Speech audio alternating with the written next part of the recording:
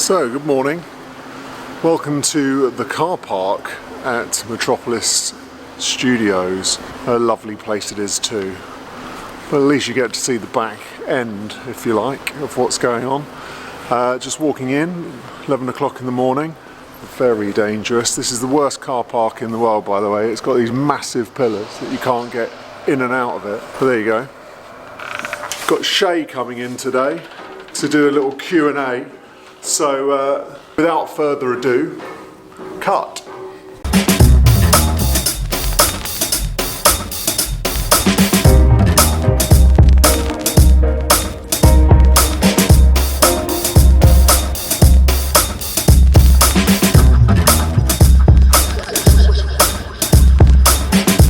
So, quick Q&A, like the old days. Hi, I'm Streaky, this is Metropolis Mastering, this is Shay. And today we're doing an old school Q&A.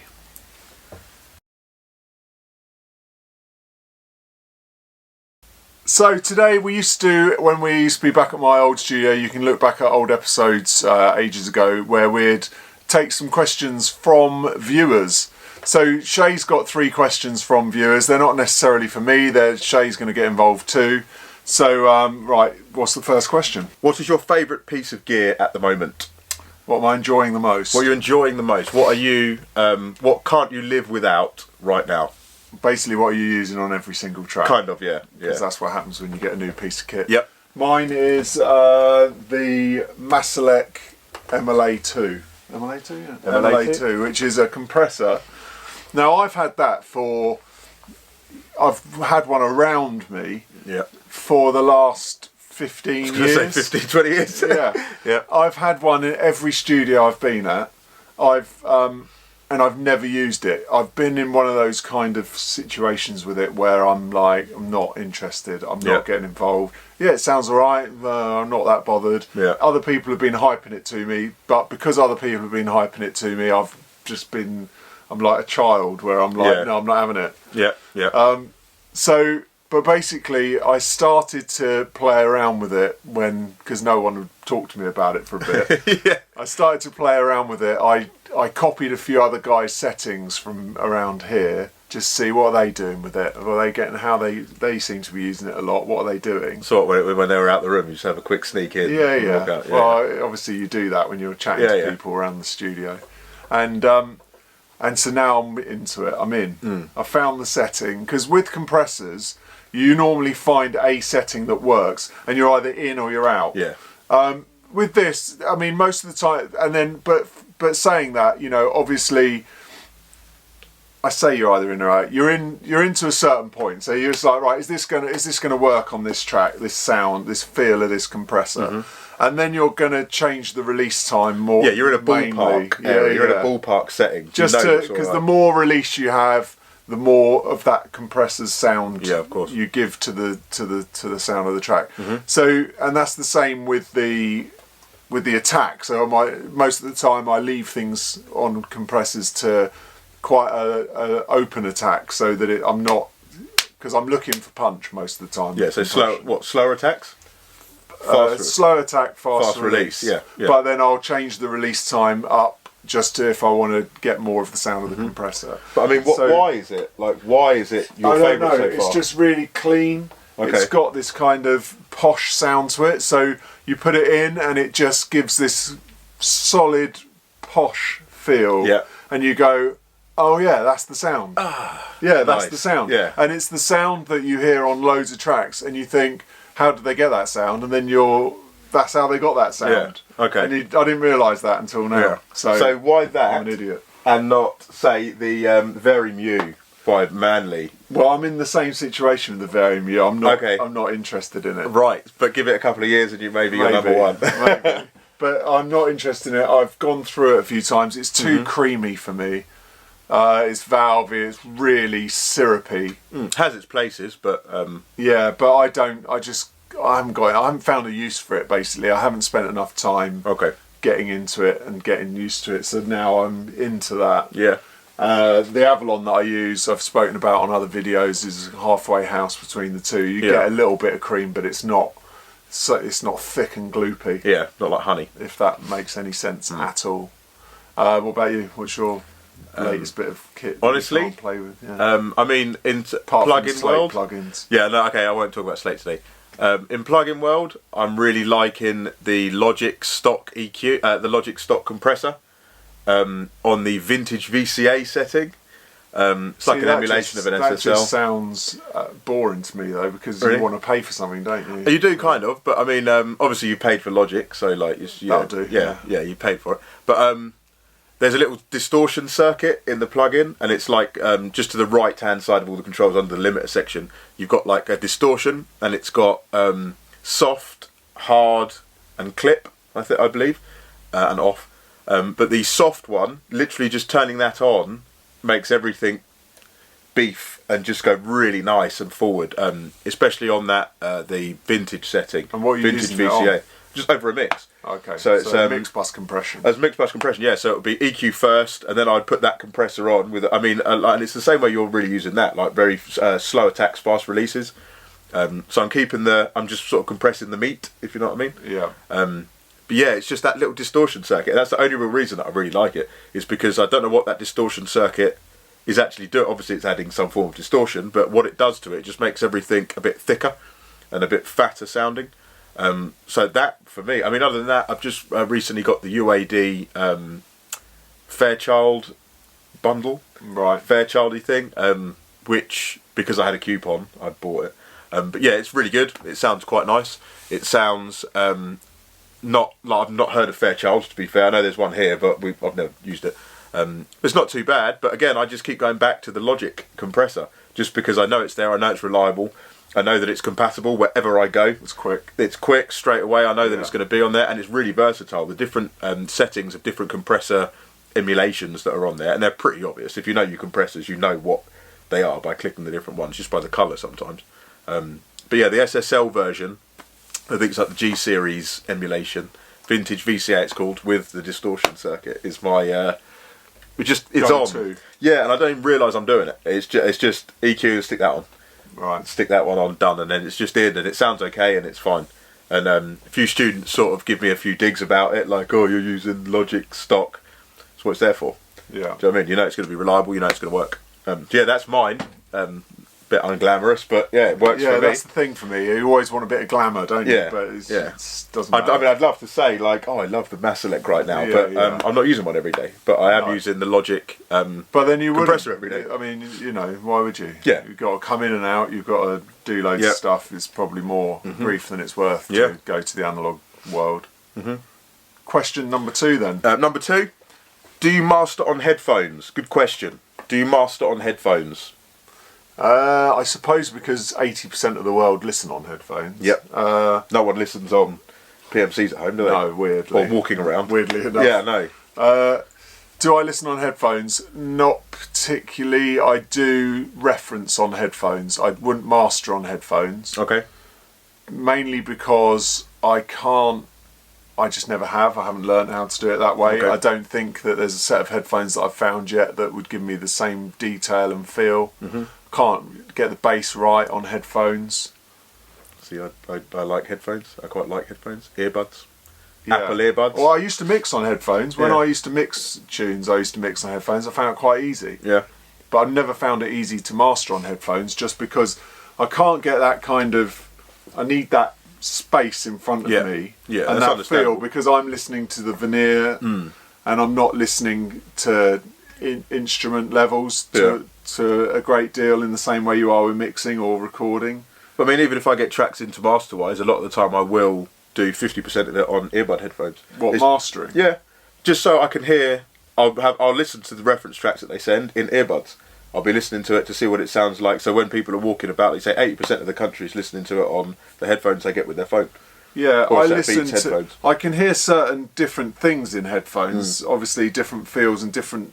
You know, you can hear a lot more going on with certain sounds, and so I'll reference on them. Yeah. And just as another check, in the same way that I do with the small speakers, and I will change things because of that. But to sit there with headphones on and tweak at the same time is a little bit alien to me. See, I don't just do it on earbuds. Like, there's speakers involved, But it's always like 50% of the time will be, okay, it might sound good on speakers, but what does it sound like in those headphones? The low end might sound really good in this room, but on a set of earbuds you're not getting that. So what does it sound like on those earbuds? Might I have to lift a little bit higher to make that bass come out? Yeah, but most of my stuff is, I always master to a certain sound. I'm so used to the speakers. Yeah. And I listen to so much music through those speakers that I get a standard in my head that I know how those speakers are going to sound. Yeah, fair enough. So it's kind of, that works across different, because you can't say, okay, well, I'm going to master it for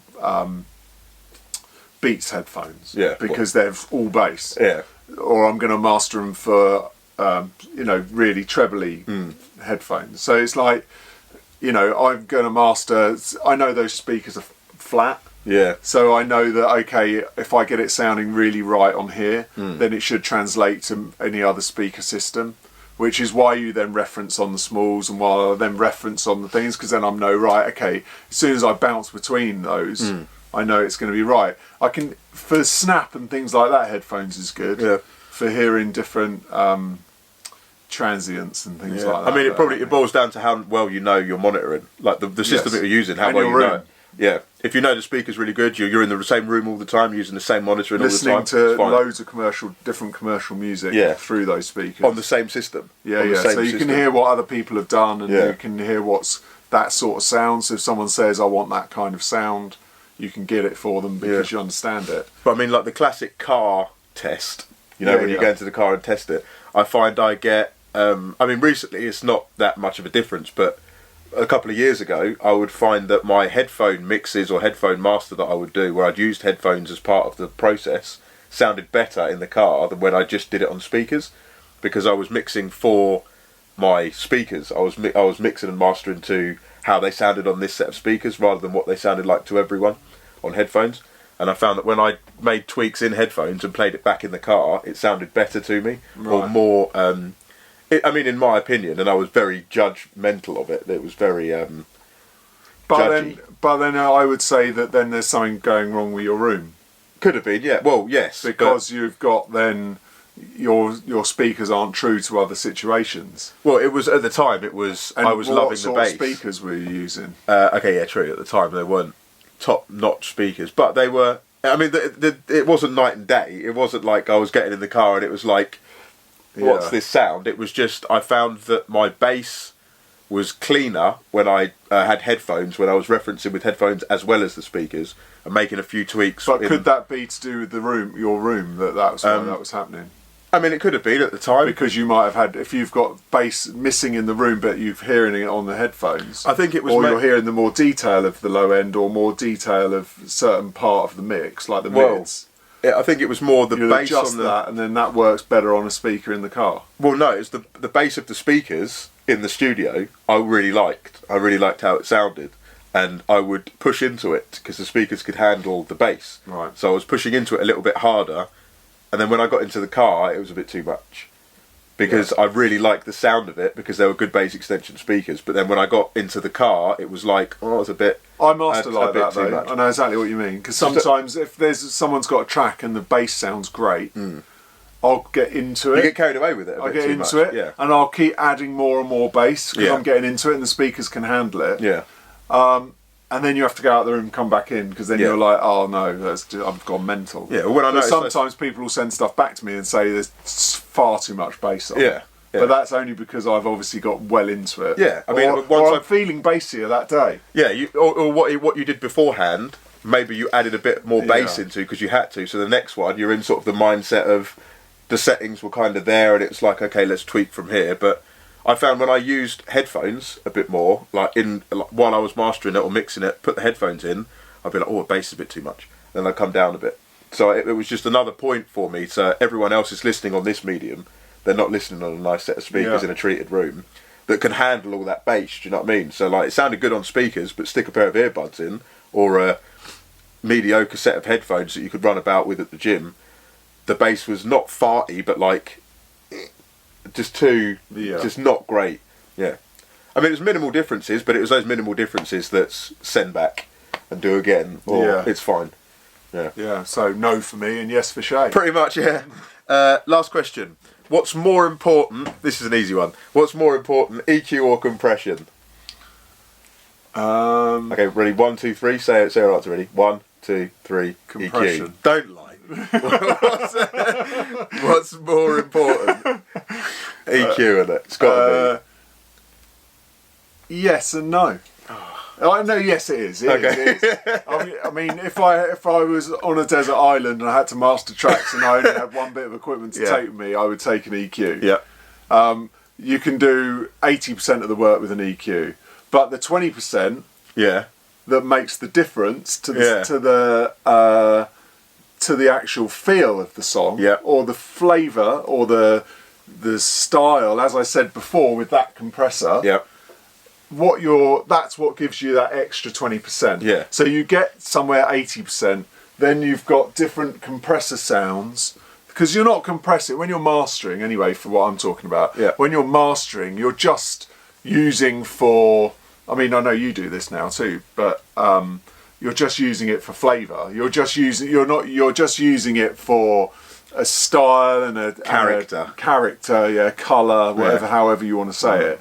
And so really that's what gets a nicer sound for certain songs. So like we said about the Manly, it'd be really creamy, or you know, that's halfway, or that, and then I've got another tube box and blah blah for just flavour. And so I think that does add quite a lot. See, when you said at the start, if you were on a desert island, you had one piece of gear. If I had one piece of gear, it would have to be a limiter, because for mastering, you can EQ as much as you want. You're going to go over 0. You're going to need that limiter to make sure you can push into something. So you are a limiter, but you couldn't get the sound. You couldn't get a sound with just a limiter. Yeah, but I mean, if I had one piece, and that's a good point for everybody watching. Yeah, because most people go, I can get it loud, and I just slam it through a limiter, which is. You can. You can get it loud by slamming it through a limiter. Don't just put it through one limiter at +9. Another video for that. Yeah, but really, you want to EQ into that limiter, is what you're saying. Yeah, and if I think that does definitely get you 80% of the way there. But I think the one thing that makes them a major difference between certain engineers and the sounds that they get are those colour boxes, if you like, and what they use and how they use them and when they use them and why they use them. Amounts of compression. So I'm a firm believer. And that's down to their ear of how they like that. They might have like an API compressor that's their vibe, and they like. I mean, I've got an old Neumann in the rack here. I don't use it on everything. It's got a bass cut on it. It sounds brilliant, but it's really hard and edgy. But on guitars, unbelievable. Yeah, vocal and it gives as well. a 70s sound, vocal in your face. Yeah, it's like mid hell. Yeah. But if that's the sound that you want for that, and that's just down to the engineer and their judgment, and that gives you the extra 20% over other engineers. And again, what's come before it? So whatever's happened before it, EQ wise, it could work. But so I mean, I thought EQ was a lot more important, but I suppose they're one and the same. Not obviously the same things, but you can't really do one without the other. Like, especially in terms of mastering, mixing wise. You could probably get away with no compression whatsoever, but then you're going to end up doing a lot more in mastering stage because your loudness should be in the mix. And you're going to also have things flying out left, right, and centre. Yeah, and then your limiter's going to be going nuts 1 second, not so much the next. Which is a lot harder to deal with when you're mastering, which is why you should have compressors across stuff when you're mixing. So yeah, that's a good question. So it's kind of, I'd say 80-20, but I think Shay's right. EQ and limiter, I would have. Yeah. But if you could have one, you'd still say. I'd say EQ because I could still turn it up with an EQ. I'd have to put loads of gain on. It would be going over the reds. Yeah, there you go. Yeah, but I'd just make sure it didn't go too far over the reds. Okay. But I could still get it loud because with an EQ you're pretty much just turning it up, but with curves. Yeah. So I'd just turn it up with the curves to to get it loud. Yeah, I suppose. So that kind of does a lot of the limiting. You just need something then to brick wall it, but it's going to digitally clip. So I would just digitally clip it until it stopped distorting, and then keep bringing it back until the distortion had gone. It's never going to be as loud as a commercial track because you're not adding extra limiter on. Which is why you kind of need both, really, isn't it?